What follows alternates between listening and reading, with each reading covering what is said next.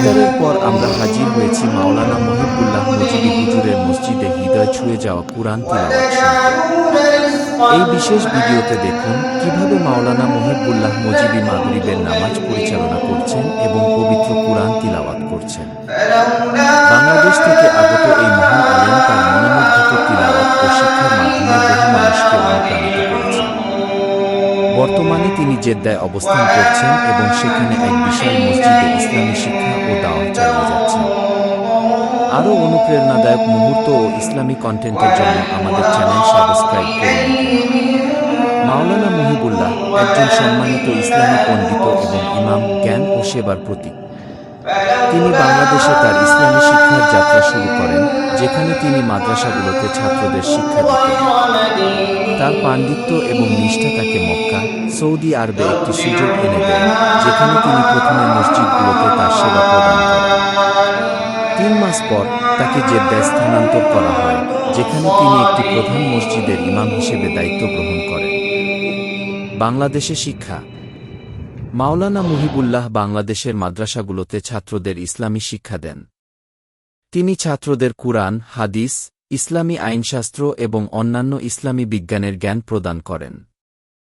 তার শিক্ষাদানের নিষ্ঠা এবং পাণ্ডিত্য তাকে ছাত্রদের মধ্যে সম্মানিত করে তোলে। তিনি ছাত্রদের ইসলামী মূল্যবোধ এবং নীতি অনুসরণ করতে অনুপ্রাণিত করেন। মক্কায় সেবা। মাওলানা মহিবুল্লাহর পাণ্ডিত্য এবং নিষ্ঠা তাকে মক্কা, সৌদি আরবে একটি সুযোগ এনে দেয়। তিনি প্রথমে মক্কার মসজিদগুলোতে তার সেবা প্রদান করেন, যেখানে তিনি নামাজের নেতৃত্ব দেন এবং ইসলামী শিক্ষার প্রসার ঘটান। তিনি হজ এবং ওমরাহ করতে আসা তীর্থযাত্রীদেরও দিকনির্দেশনা প্রদান করেন। জেদ্দা ইমামতি।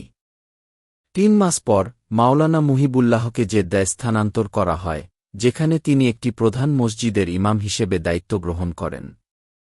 জেদ্দায় তিনি শুধু 5 ওয়াক্ত নামাজের নেতৃত্বই দেননি, রমজান মাসে তারাবির নামাজও পড়ান।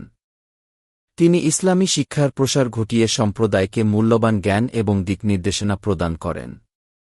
তিনি যুবকদের ইসলামী মূল্যবোধ এবং নীতি অনুসরণ করতেও অনুপ্রাণিত করেন। জ্ঞান ও সেবার প্রতীক।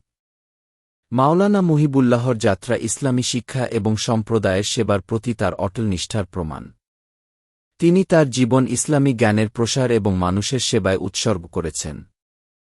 তার পাণ্ডিত্য, নিষ্ঠা এবং সেবার মনোভাব তাকে একজন সম্মানিত ইসলামী পণ্ডিত এবং ইমাম হিসেবে প্রতিষ্ঠিত করেছে।